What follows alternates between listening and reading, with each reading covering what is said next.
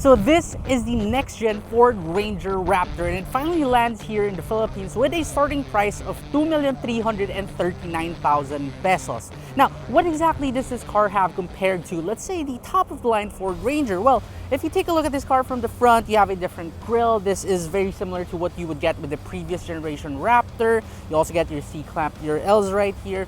But the change really comes with these rims. So you have grayed out rims, BF Goodrich tires, 17 inches too. And you get Fox shocks, 2.5 inch Fox shocks right here. Just like the previous generation Raptor, you also get this very coarse feeling stepboard. It's a little bit wider and very off-road oriented compared to the regular Ranger. And your fenders are also slightly flared. Plus, don't forget that all these Raptors always come with these Raptor stickers by the side.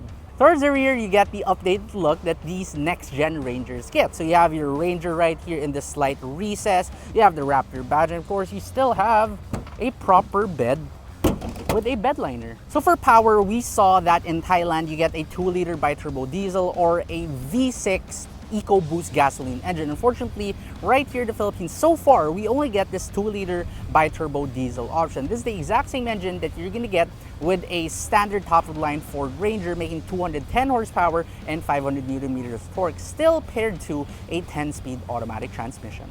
So inside the next-gen Ford Ranger Raptor, it's gonna look very similar if you're coming from, let's say, the next-gen Ford Ranger in the top-of-the-line trim. So you have the same dual-screen setup. It's a ginormous portrait screen by the center with wireless Apple CarPlay, Android Auto, all that. Fully digital instrument cluster too.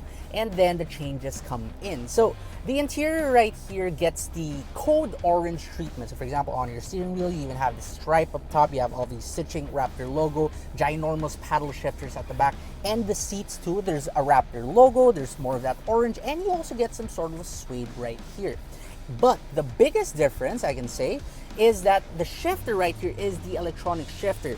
We saw this in the Ford Everest top of the line, and we also saw this in the Ford Ranger Storm Trap, which we saw in the Bangkok International Motor Show, but that's a first for the Ranger here in the Philippines. Also, just like the Ford Ranger FX4 Max of the past, you have these switches right here, auxiliary switches, so you can hook up your additional LED lights, just wire them up over towards these switches. So we're gonna do a full acceleration test in a way, and we are gonna fly and land on water. We are in Baja mode, by the way, and we're gonna make it fly. Oh! And water time.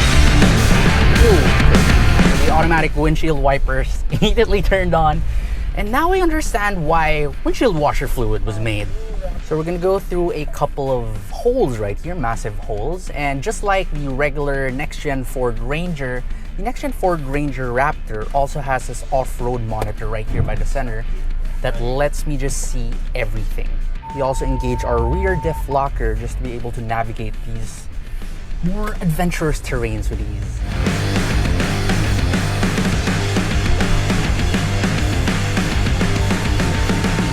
So the next-gen Ford Ranger Raptor here in the Philippines gets the 2-liter bi-turbo diesel engine. It's the same engine that you would get with the regular Ford Ranger top-of-the-line variant. And we also get these 2.5-inch Fox shocks.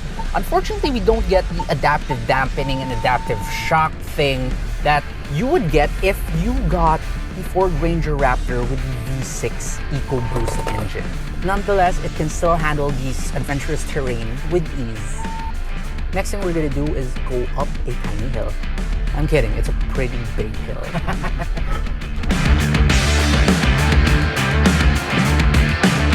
So this hill is also perfect for us to test out the hill descent control inside the next-gen Ford Ranger Raptor.